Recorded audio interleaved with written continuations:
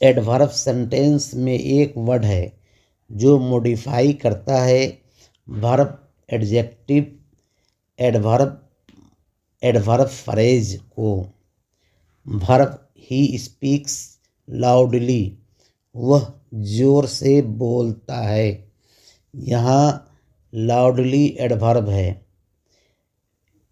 Adjective he is very good boy, वह बहुत अच्छा लड़का है।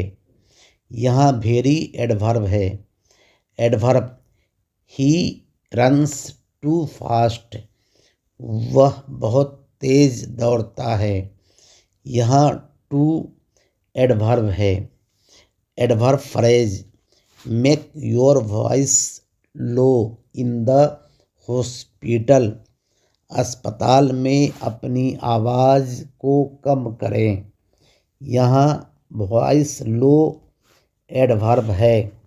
अगर मेरी बात आपको अच्छी लगी हो तो बराए मेहरबानी इस चैनल को सब्सक्राइब व लाइक कर दें और कमेंट करें।